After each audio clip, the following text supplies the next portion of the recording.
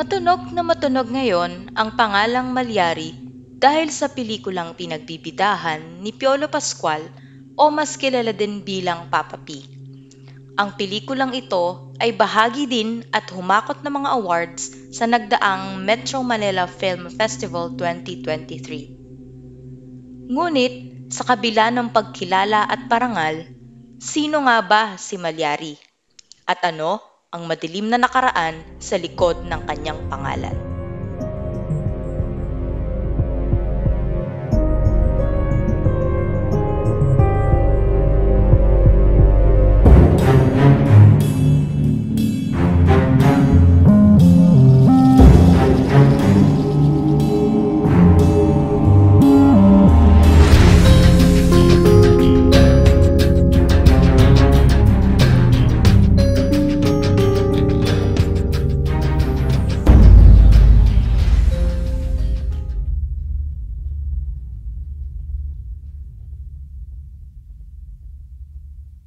Taong 1810 nang magsimulang baluti ng takot ang bayan ng Magalang sa Pampanga dahil sa sunod-sunod na misteryosong bilang ng mga namamatay sa lugar.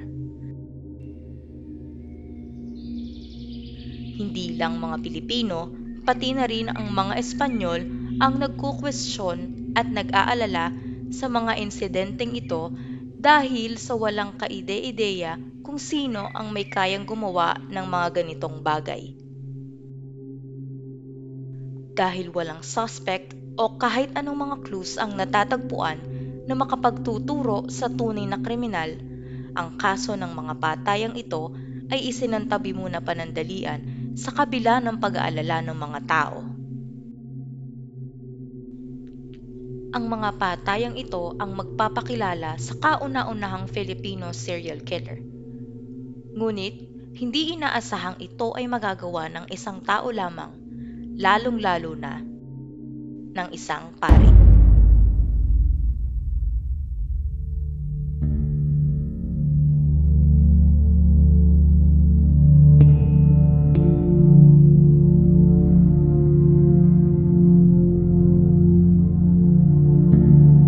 Si Father Juan Severino Malyari o mas kilala sa Padre Malyari ay isa sa mga kauna-unahang Pilipino na naging isang kura paroko sa panahon ng mga Kastila.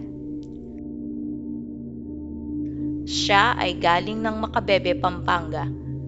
Ngunit dahil sa kanyang pagpupursige matapos ang ilang beses niyang pagsubok, siya din ay matagumpay na nakapamuno sa bayan ng Magalang, Pampanga. Ang kanyang pamamunong ito ay maituturing na isang tagumpay lalong-lalo na dahil ito ay sa panahon ng pananakop ng mga Espanyol. Siya din ay isa sa mga kauna-unahang Filipino na naging bihasa sa larangan ng calligraphy. Ginamit ni Padre Malyari ang talento niyang ito para i-decorate ang mga annual reports ng parokya gamit ang mga bulaklak at anghel na nasa ulap. Sino nga ba ang mag-aakala na ang isang paring ito na may artistic na mga kamay ay makakagawa ng ganitong klaseng krimen? Sa panahon na ang Pilipinas ay nasasakop pa ng Espanyol, ang mga pari o praile ay madalas na kinakatakutan ng karamihan. Ngunit dahil siya ay isang Pilipino, madali niyang nakuha ang loob at tiwala ng mga kanyang parokyano.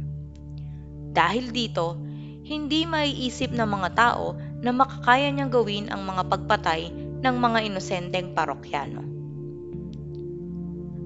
Paano nga ba nagsimula ang pagpatay na ito ni Padre Malyari?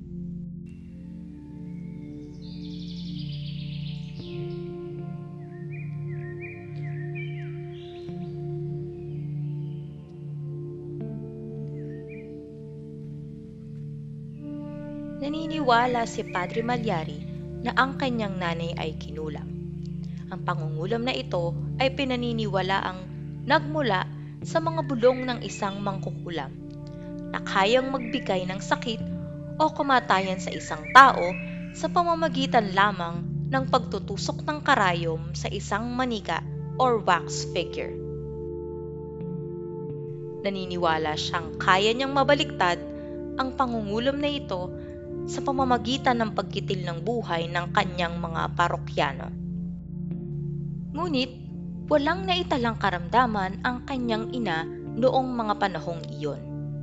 Sadyang naniniwala si Padre Malyari na mababaliktad niya lamang ang mga pangungulam na ito kung siya ay kikitil ng buhay bilang kapalit. Nailantad na si Padre Malyari ay kumitil ng 57 buhay habang siya ay namumuno bilang kura paroko sa Magalang. Ayon sa ilang mga pagsasaliksik, pinaniniwalaan din na si Padre Malyari ay may problema sa pag-iisip noong mga panahon na ginagawa niya ang mga krimen. At dahil hindi pa gaanong napag-uusapan ang ganitong bagay noon at tinuturing na tabu, marami pa din ang naniniwala na dahil ito sa mga pamahiin o mga black magic. Mayroong mga nagkukwestiyon kung bakit inaresto si Padre Malyari imbes na siya ay dalhin sa isang mental institution upang mabigyan ng nararapat na lunas. Natapos lamang ang krimeng ito noong si Padre Malyari ay nagkasakit.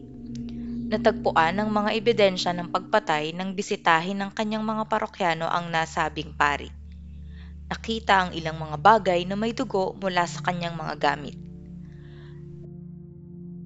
Walang eksaktong detalye kung paano ginawa ni Padre Malyari ang pagkitil. Siya ay inaresto at ikinulong sa Maynila kung saan siya ay nagtagal ng 14 na taon hanggang siya ay bigtiin bilang kaparusahan noong 1804. Tunay ngang walang kapalit ang buhay ng mga naging biktima ng paring ito at hindi din nagkaroon si Padre Malyari ng tsansa para malunasan ang kanyang sakit sa pag-iisip. Para sa inyo, maituturing bang katanggap-tanggap ang ginawang ito ni Padre Malyari dahil sa kanyang karamdaman? O ito ay kagagawan ng isang taong walang puso na naghihiganti para sa kanyang nanay? Ilagay lamang sa comment section ang inyong mga ideas at atin niyang pag-usapan.